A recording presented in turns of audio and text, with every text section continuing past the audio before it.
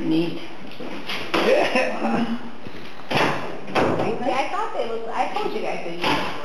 I think they did. There's the garage door over there. Oh, okay, look at that. This is the last of the 6 cylinders, the very next year.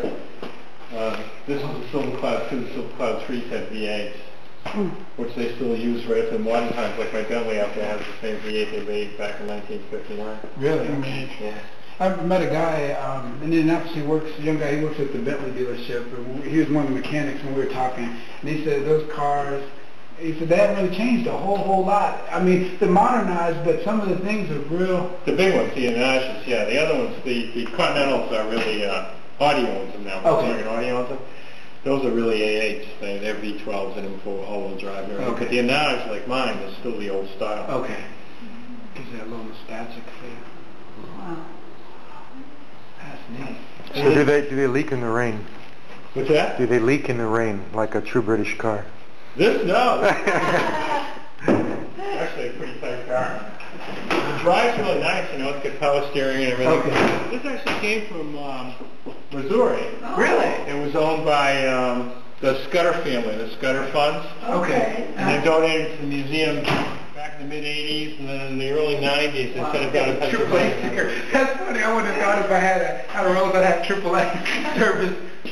That's kind of neat.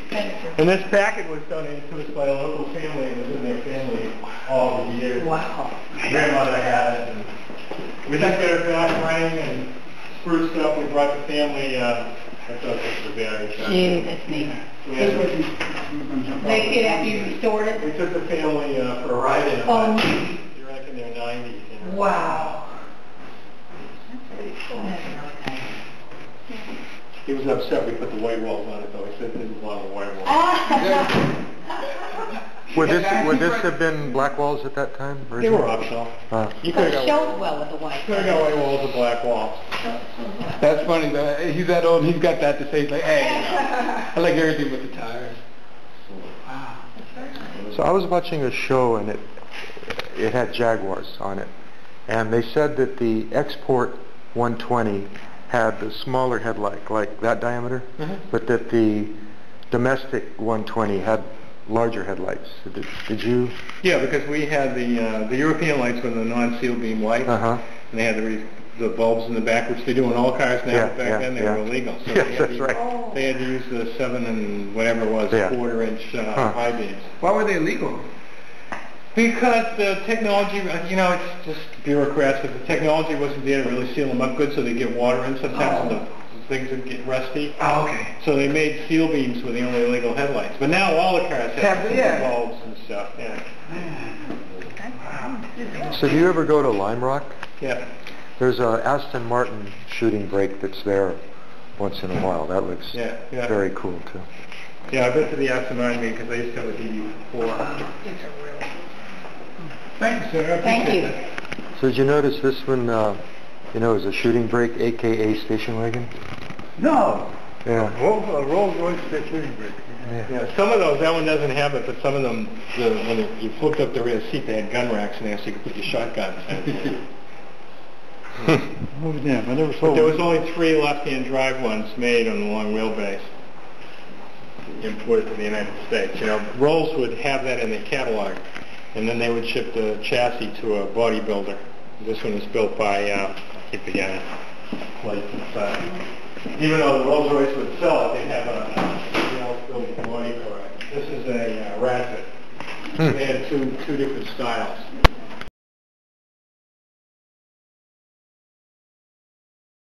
He bought it or at a tax sale. The Stutz building? The Stutz building, and they've made it into like a miniature museum of the Stutz.